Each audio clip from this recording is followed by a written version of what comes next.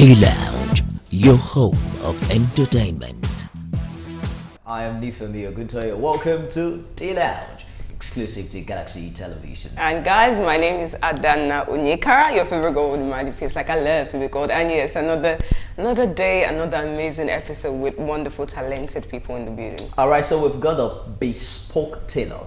Now, over the years, we've had this conversation as regards the difference between a tailor and a fashion designer. I mean, I know. I don't know why Nifemi is having the conversation. When I saw the figure in the house tonight, I mean, what he's wearing looks like what was made from heaven. I mean, so I'm interested in finding how fashion has evolved over the years. You know? Yeah, like I mean, with him, yeah. Wearing what do you call it now?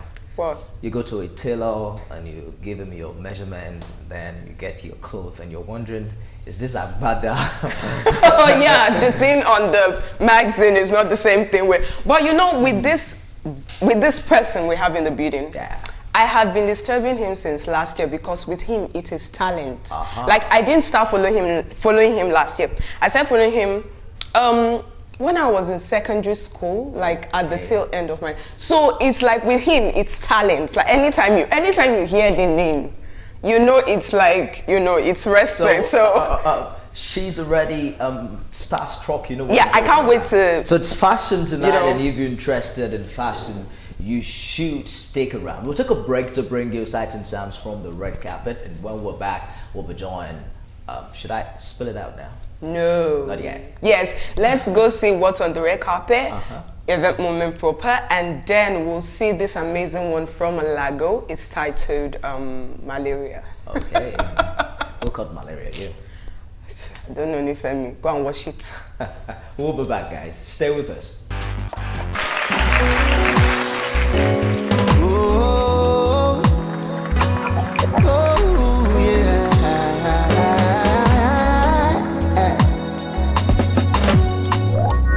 Just like the sun, light up the earth, you light up my life. And the only one I ever see with a smile so bright. And just yesterday, you came around my way. You changed my whole scenery with your astonishing beauty. You couldn't make a brother sing. No ordinary thing, a supernatural thing. And no, you're brighter than the moon, brighter than the star. I love you just the way you are. Girl, you are my African queen. I say you are the girl of my dreams. You take me where I never been. You make my heart go ting-a-ling-a-ling. You are my African queen. Say you are the girl of my dreams. And you remind me of a thing, and that is the African beauty.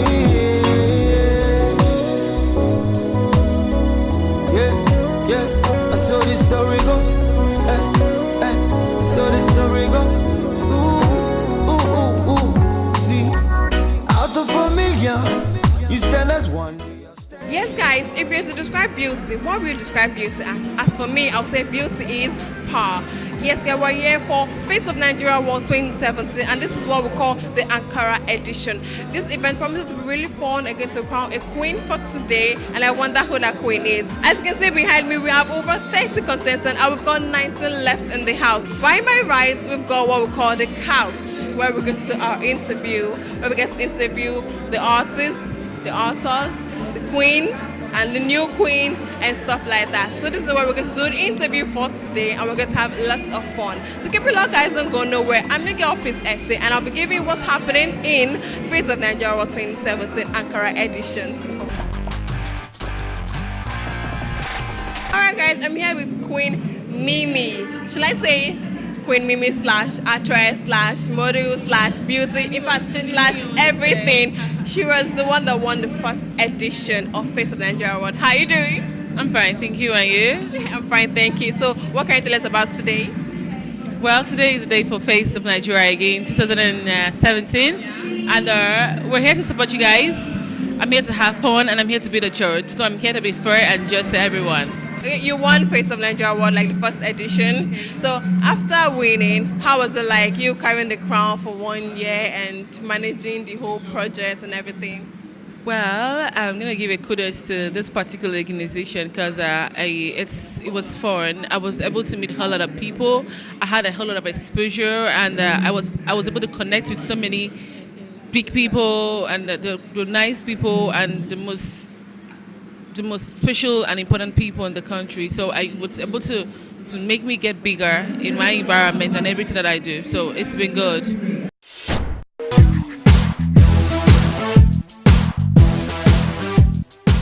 Day Lounge, your home of entertainment.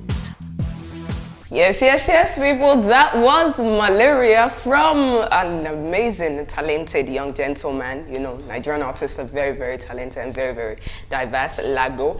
And then we're back with this amazing designer we have in the building. I'm sure his picture has already flashed. So Mai now you guys joins us tonight on the lounge. Yes. Thank you very much for finding time to come. Thank you very much for having me. I love the beards. When did you start keeping this? God, I can't remember. Yeah. This is a long time ago now. I think it's almost 4 years or 5 years now. Yeah. What else do you do apart from grooming it? Groom it. But do you know what? Like, I would actually say Mai Atafo is a Nigerian fashion designer. But on the internet, it says Nigerian bespoke tailor. Why tailor? Because I can tailor clothes. Easy to say, when it comes to menswear or suit making, I think that I know that the epitome of suit craftsmanship is being a master tailor, not a master designer or not a fantasy designer. It's tailoring. So there's a lot that goes into a suit, and for you to make a right suit or coat, as the case may be, it's more your tailoring skills that is important, not the design skills. So we've seen and you. my business is, you know, is almost a good 60% or 50% suit making. So that's why I always say I'm a bespoke tailor and fashion designer. Take us through your journey here, because you've worked with British Tobacco. Yes, British American Tobacco, with yes. Guinness. Yes. And then right now you're with tailor. Who leaves Guinness and becomes a tailor? Me.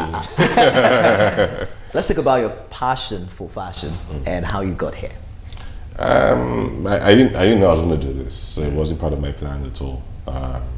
I studied agriculture in school, agroeconomics to be precise. I did my master's in information systems and technology in the UK. I lived in the UK for about 5 years, and I worked in the corporate world, but I worked in IT.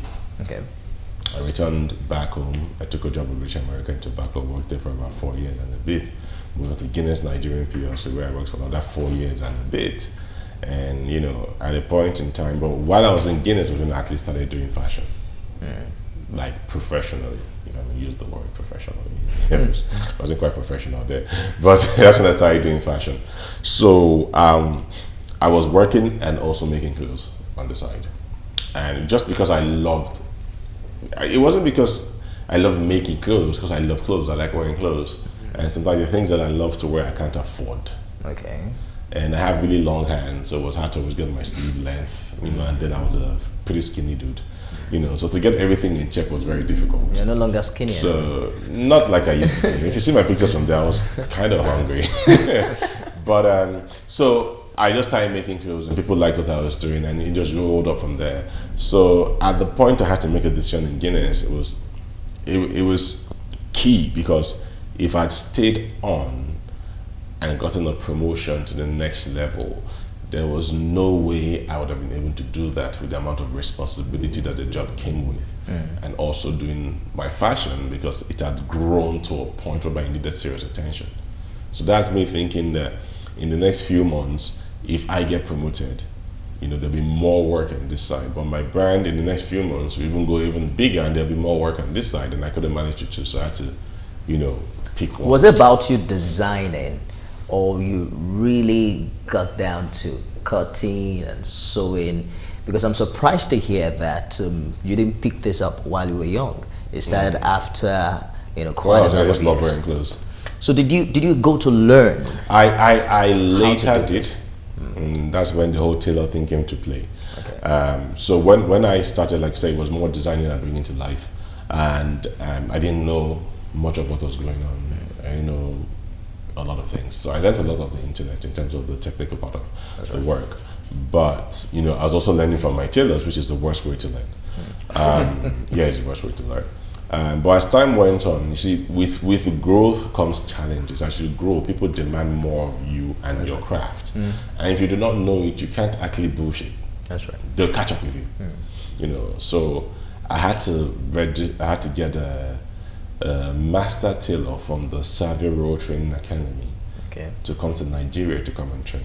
Wow. My team. He came the first time, spent 2 weeks, we did the whole thing. And that's when I got certified by his training institute, the Savvy Road Training Institute. And a year and a half later, he came again the second time. But before he came the second time, before I brought him the second time, which cost me a whole lot of money, I went to Milan to Istituto de Borgo, where I went to learn pattern making and tailoring for suits. Okay. So that was on my return, I started calling myself a tailor because I could actually now use the machine to make the suits, So that's where the whole tailor thing came. But also the truth about it is that when it comes to suit making, it's tailoring that we look at. So that's where I actually did my training. So I did a bit training in Milan, and I got training from the Savvy Road Training Institute via the master tailor Darren Beeman, who came here 2 times. So there was no authority in Nigeria, in Africa, that you could learn from? In terms of the craftsmanship to international level, no. Wow. Yeah. So you are the authority now? Is that what you're trying to say indirectly? I learned from the authority. Doesn't make me an authority. But I mean, truth be said, like I always tell people that there's only one standard, and the standard is international standard. So if you want to do it the way it is done, you get the people that actually do it the best way. And Savvy Road is the mecca for suit making in the world, literally. How long did that training take you in Milan? The training in Milan was 4 weeks. 4 weeks. It was 4 intense. I'm proud at that time you could not use a machine. I could breeze through it, but no, not really. 4 weeks. 4 weeks. These days, if you want to learn tailoring in Nigeria, it takes you 3 years. Yeah. If you want to do it properly, it takes you a lot longer. But you see, I came from a point whereby I was already doing my business at the time for 5 years. So I understood the machine. I could work the machine, but I wasn't working the machine because I had tailors, so there was no need to work the machine. But when you go to a school whereby you're just a student, and I finished doing my glorious pattern, which I did in like 3 days, I feel like a superstar. Normally it takes people like 2 weeks, and I crashed it in like 3 days, like yes. And she was like, okay, go and stitch it together, so we'll see what you've done. I'm like, sorry, I don't stitch. She's like, if you do not stitch, you would not know if your patterns are correct. I'm like, I'm a big boy, man.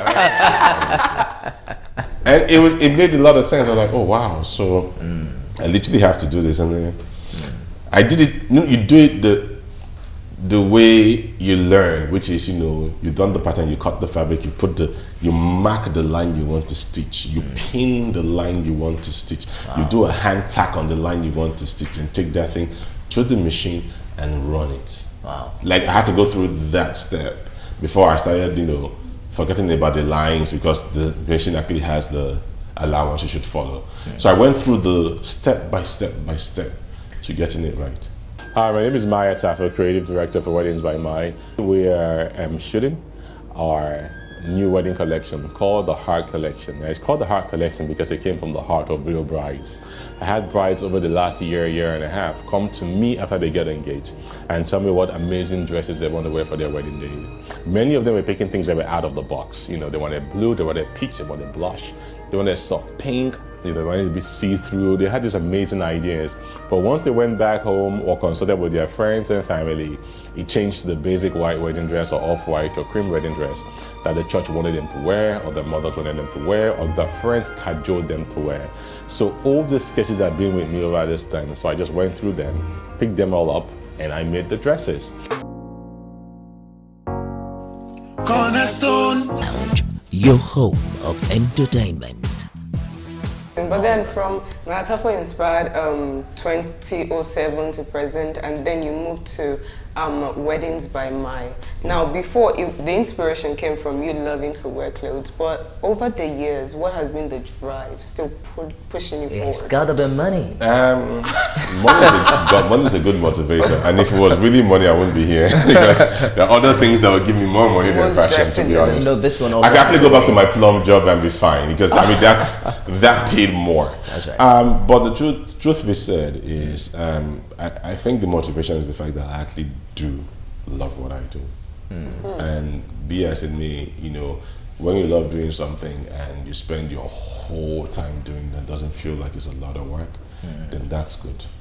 You know, so yes, it's challenging. Sometimes I'm tired, sometimes I want to just throw in the towel, but you know, I wake up the next day and I feel like I want to make more clothes.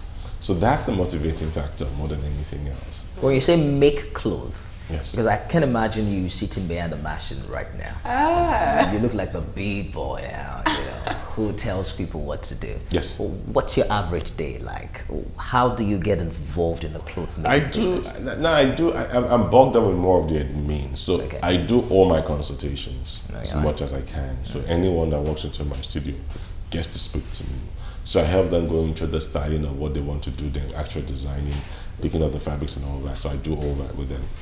Once I'm done with that, we go to the back room where we do patterns and stuff. Now, there was a point in time I did all the patterns. Wow. Now, when you make over 50 suits in a month, you try to do a pattern per suit. When you say patterns, what exactly do you mean? So patterns pretty much is that I've taken your measurement. I have to now draw, literally, your garment in pieces. So like a sleeve is composed of two parts. So there's this part and there's the inner part.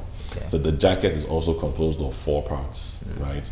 So you have the front, the back, and the back. Then you have the side panel actually, so it's more than 4. You have the 5 panels, it's the 6 parts. Then you also have the collar. Okay. So you actually do a pattern for all that. So you're not the same size as me, you're skinnier than me.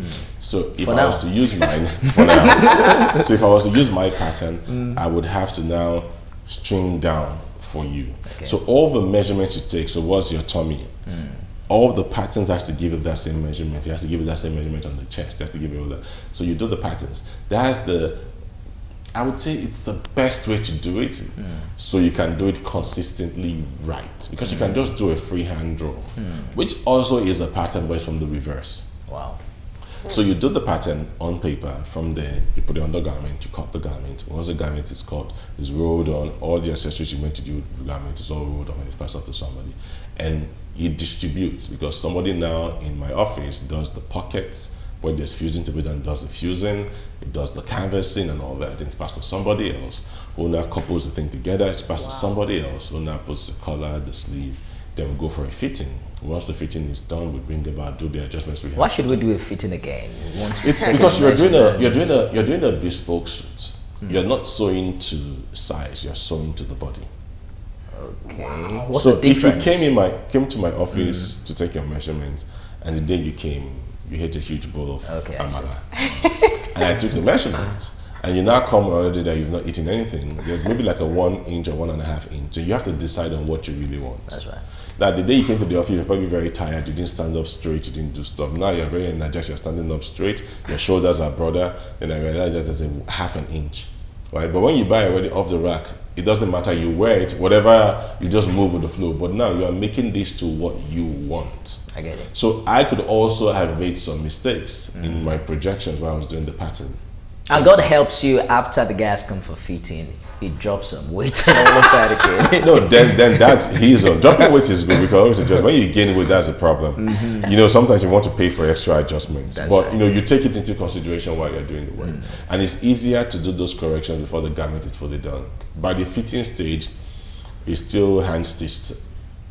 Majority of the jackets. It's interesting, really. Yeah. Given someone who's been to Milan to learn this, who brought a master tailor to Nigeria Yeah. twice, he didn't tell us how much he spent, but of course, should be in their millions. No, he spent a lot I was of plenty money. money. I'm tempted to I ask. wish I didn't spend the money, to be honest, but when you are trying to be good at what you do, literally be the best at what you do, your only objective is be the best at what you do.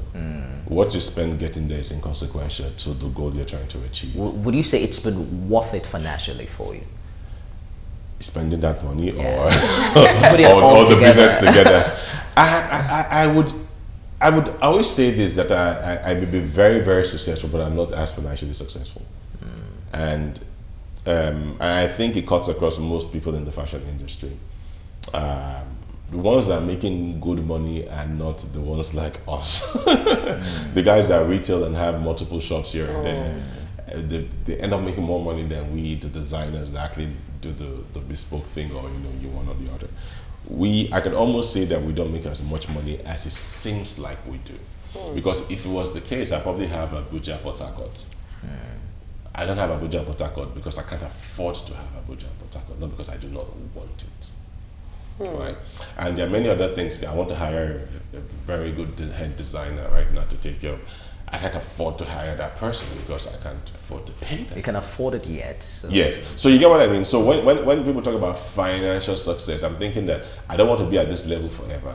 It means I have to expand. And if I don't have the money to expand, that means I don't think I'm financially successful. I mean, I just called Abuja to ask how much it is to get a store in Jabi Lake Mall, and they told me it was roughly ₦1 million a month. I can't afford that. Do you get what I mean? So it's different. So you have to start thinking of it as a business and start thinking, okay, how do I leverage? How do I push? What products should I sell? I can actually start making this return so I can make even more money, to get myself out there. So I would like to be like a bank that has 300 branches. I sell clothes every day to people. So if I can afford to do that, then all my money goes back right into the business. So I can make the business a bit more lucrative. And whilst you are doing that, there are also the forces. So like 3 months, I was 3 years ago or 2 years ago, I was very rich, if I would say that. Then all of a sudden something happened and I became poor, which was the dollar rate. So you cannot, and we buy everything from overseas when we used to make our garments. Like literally every single thing is gotten from overseas. Why do we still have to do that? Because you can't make anything here. It's sad, but you can't. You can't make needles here. You can't make thread here. You don't make fabrics here. You don't make the machines that you use to sew We don't make here. it, or we don't make it as good as what you want at all. We don't make sewing machines here. Even our Igbo brothers can't make the ones that are not as How come we make Isiagu, cars that is the and we don't fabric make for fabrics? the Igbos, is not made here. Isiagu. It's amazing. Do you know that Ishok Morocco is also imported? Yes. Yeah, we do import everything. Not important country. I don't understand. I mean, this story has become a narrative. 20 years ago, we were complaining about importing everything. Today, I'm surprised that We're we're importing importing more, actually. fabrics. Yeah, importing more. Because, where do you get the cotton from the north? Did you see the cotton from plantations in the north?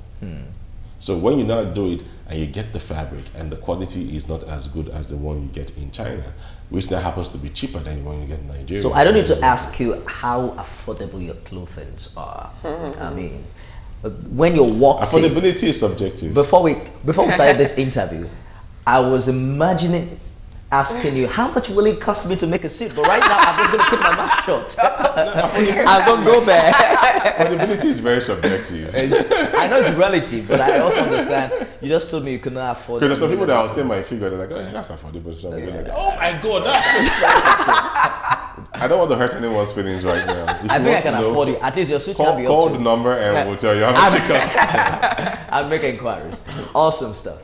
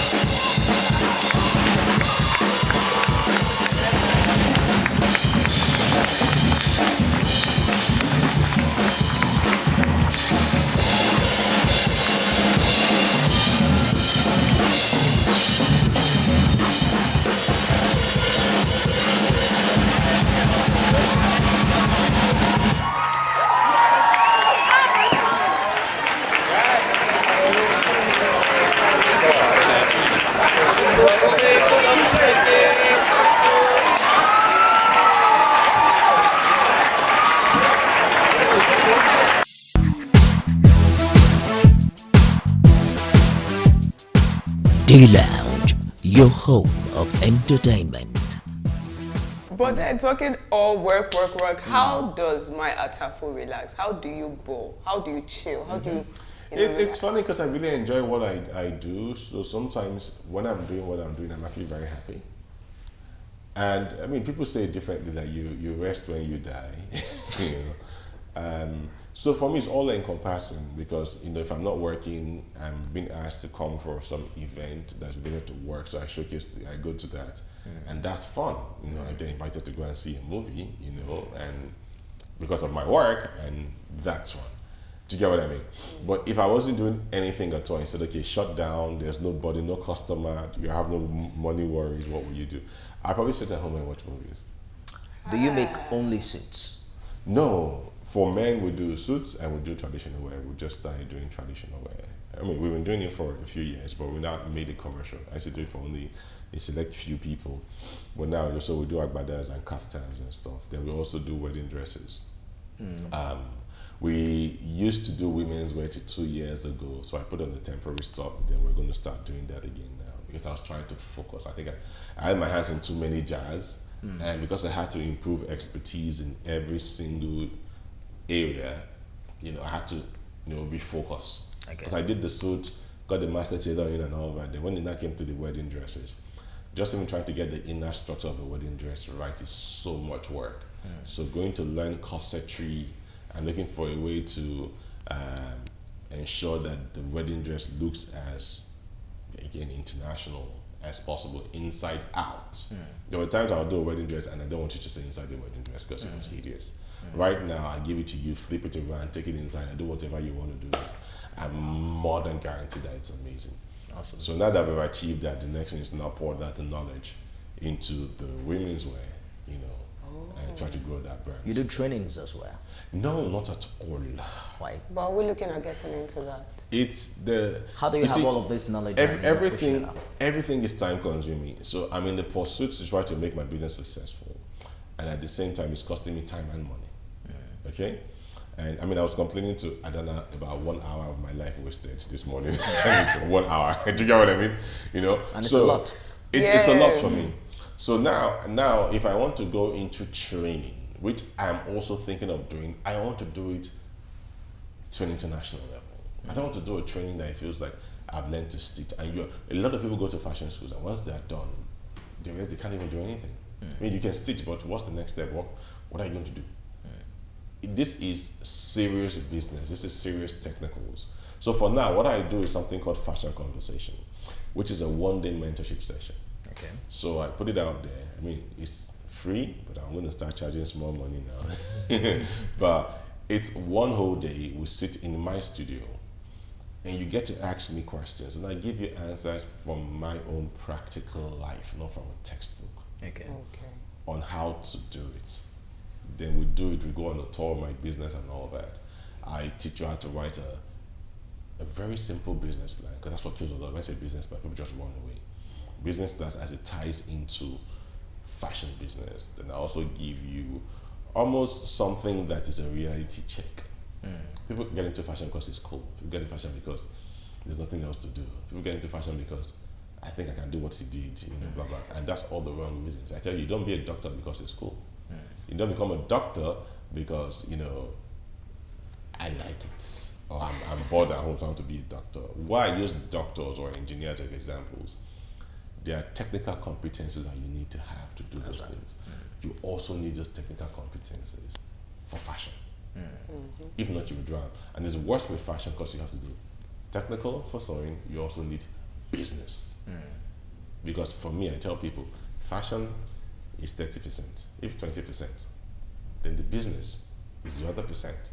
Because if you can make an amazing dress and you are in Egbeda, how will I know you make that amazing dress? If you photograph it, photography is not right, I don't see it. If the model when it doesn't showcase it right, I don't see the dress. If you cannot get it to the right platform, I don't see the dress. I do not know you make the amazing dress, so no one knows. But you have the skill to make the dress.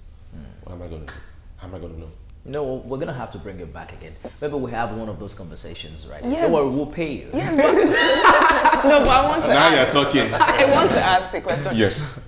After saying all that, how, like this now, how do I know it's a Mai Atafo inspired? How do I know? Like, if the model doesn't wear it right, then no, you don't see it. Well, I don't. Is this a Mai Atafo inspired? It's cheaper for me to wear me. So, but I'm not cheaper for me seeing to wear me. Yes, no. Okay. Go But ahead. I'm not seeing a logo or out here. So, Because at the end of the day, it's not about that.